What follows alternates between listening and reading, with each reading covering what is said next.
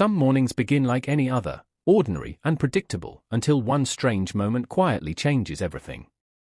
That morning I was just another person walking through the city, holding a warm cup of coffee and thinking about the story I had been working on for weeks. The sidewalks were crowded, cars moved slowly through the traffic, and nothing about the day felt unusual. Then a black sedan slowed beside the curb, and a man inside stared directly at me with a focus that felt deeply unsettling. I brushed it off at first, telling myself it was nothing more than a random encounter in a busy city. Hours later, my phone buzzed with a message from an unknown number. When I opened it, my heart dropped. It was a screenshot of a dark online page showing my photo, my full name, Alex Mercer, and a single terrifying message beneath it. Someone had placed a bounty on me.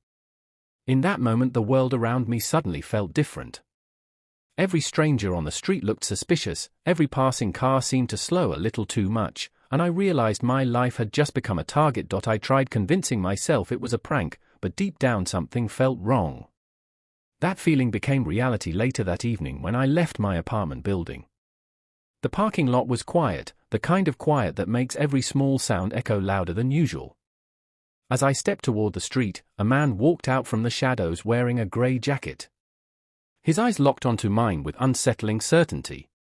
When he spoke my name, Alex Mercer, the fear I had been trying to ignore suddenly became real.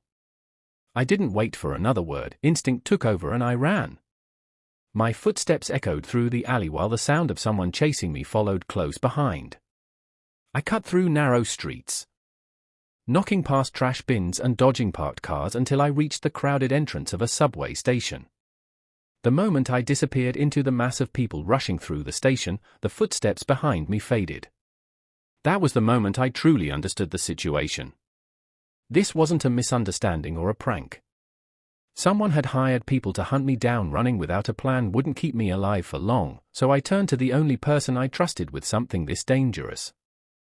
Maya Torres had been one of my closest friends for years, and she also happened to be one of the most skilled cybersecurity experts I knew.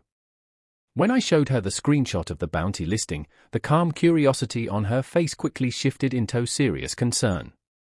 Maya recognized the network immediately.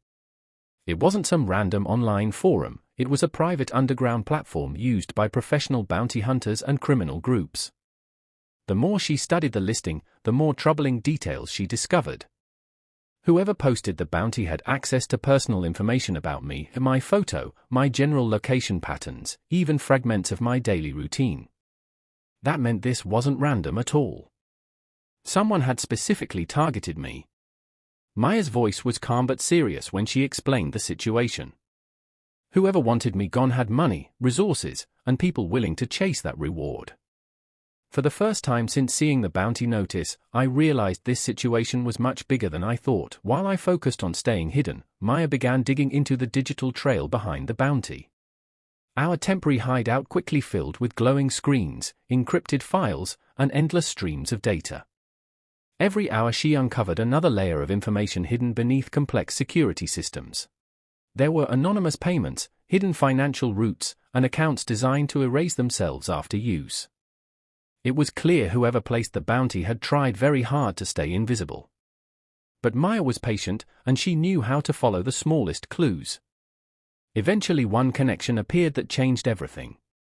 The funding behind the bounty led to a shell corporation tied to a much larger business empire. At the center of that empire was a name I recognized instantly: Victor Hale.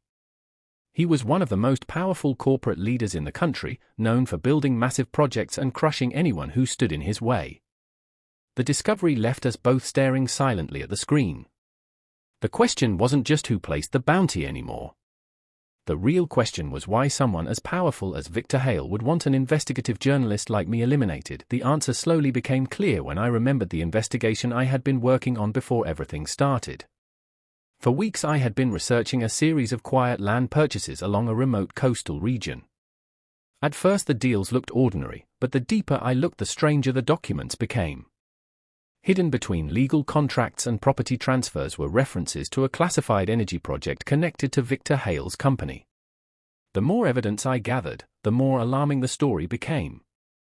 The project wasn't just experimental, it was being built in secret and ignoring environmental protections that could put entire communities at risk. I had planned to publish the investigation within days.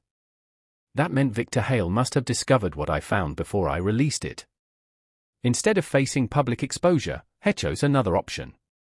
By placing a bounty on me, he hoped the story would disappear along with the person investigating it. Realizing that truth made the danger even more real. I wasn't being hunted randomly. I was being hunted to keep a powerful secret buried. For a moment it felt like there was no way out of the situation. Victor Hale had money, influence, and people willing to track me down for a reward. But Maya reminded me of something important. The one thing someone like Hale feared more than anything was public exposure. If we could make sure the evidence spread beyond his control, the bounty on my head would lose its purpose. Instead of hiding forever, we decided to fight back. Maya began copying every document and file connected to the secret project, sending encrypted copies to secure servers around the world. Screens filled with data transfers and backup uploads while the evidence multiplied faster than anyone could erase it. At the same time, we sent a direct message to Victor Hale through the same network used for the bounty listing. The message was simple and clear. Call off the bounty, or the entire investigation becomes public. It was a dangerous gamble, but it shifted the balance of power. For the first time since the hunt began, Victor Hale was the one being forced to make a decision. The response came sooner than we expected. Within an hour the bounty listing vanished from the underground network as if it had never existed. The reward payments were cancelled and the hunters who had been searching for me quietly disappeared. Victor Hale had realized something important. Eliminating me would no longer stop the truth. The evidence had already spread too far. The next morning the story finally went public. News outlets began reporting on the secret energy project, the hidden land deals, and the dangerous environmental risks tied to Hale's company. Investigations opened, public pressure grew, and the empire that once seemed untouchable began to crack under the weight of exposure. For the first time in days I stepped outside without constantly looking over my shoulder. The city streets felt normal again, but I knew I would never see them the same way. Somewhere out there, hidden networks and dangerous secrets still exist, and sometimes the people who uncover them become targets. For a brief moment, that target was me. And surviving it changed everything.